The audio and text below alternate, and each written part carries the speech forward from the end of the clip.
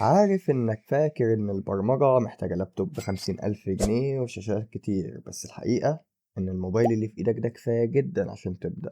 وده نفس المنطق اللي خلى ناس تشتغل على أجهزة أضعف بكتير من اللي معانا النهاردة، ومع ذلك وصلوا القمر. النهاردة مش بس هتتفرج، لأ، النهاردة هتكتب أول سطر كود ليك في حياتك. في الفيديو اللي فات عرفنا إن الكمبيوتر غبي جدا وما بيعرفش يفكر لوحده، وعرفنا كمان إن أي برنامج في الدنيا عبارة عن input processing للinput ده و output.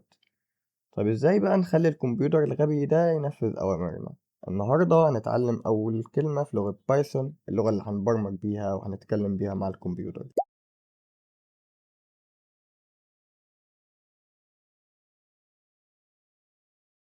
السلام عليكم، أهلا بيكم في المحاضرة التانية من كورس البرمجة من الصفر. أنا سيف، وفي الحلقة دي هنبدأ نكتب أول برنامج بايثون لينا.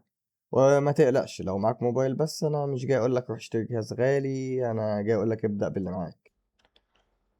هنفتح المتصفح بتاعنا ونكتب كلمة بايثون اونلاين. نجيب الاونلاين اديتور ده، غالبا هيكون الخيار التالت. نضغط عليه نلاقي الكود ده عادي خالص، هنمسحه. تمام.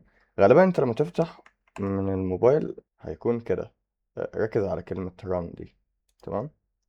دلوقتي قدامنا المكان اللي هنكتب فيه الكود، وما تخافش من المنظر، يعني احنا هنمسح الكود ده وهنبدأ نكتب امر واحد بس. الامر ده اسمه print، وكلمة print معناها اطبع أو اعرض على الشاشة، وده اللي كنا بنتكلم فيه في أول فيديو. الإنجليش مهم جدا في لغات البرمجة. تعال نجرب كده نكتب print save div ونضغط تشغيل run. بص، الكمبيوتر نفذ حرفيا الأمر. احنا طلبنا منه يعرض save div، عرض save div. مفيش ذكاء، مفيش تفكير، مجرد تنفيذ أوامر. يعني ده بالظبط اللي اتكلمنا عنه في الحلقة اللي فاتت. طيب تعال نجرب حاجة كمان. لو أنا عايز الاسم ده يظهر 3 مرات، هكتب save div وأكررها 3 مرات ونشغل. تمام. طب دلوقتي أنا عايز أغير الاسم، هضطر أغيره هنا وهنا وهنا. عجبكم كده؟ حاسين إن في حاجة غلط، صح؟ أنا لسه عندي 3 سطور بس واتضايقت. تخيل لو عندي 100 سطر أو 1000 سطر. وعشان كده خدها قاعدة من أول يوم ليك في البرمجة: لو حسيت إنك بتبذل مجهود في حاجة غير التفكير، فاعرف إن في غالبا طريقة أحسن. المبرمج الشاطر مش اللي بيكتب أكواد أكتر، المبرمج الشاطر هو اللي بيخلي الكمبيوتر يشتغل أكتر وهو يكتب أقل. إحنا لسه مش هنعرف نحل المشكلة دي النهاردة، ولكن من دلوقتي أنا عايزك تبدأ تلاحظها. كل ما تلاقي نفسك بتكرر نفس الحاجة كتير، اسأل نفسك: هو في طريقة أذكى؟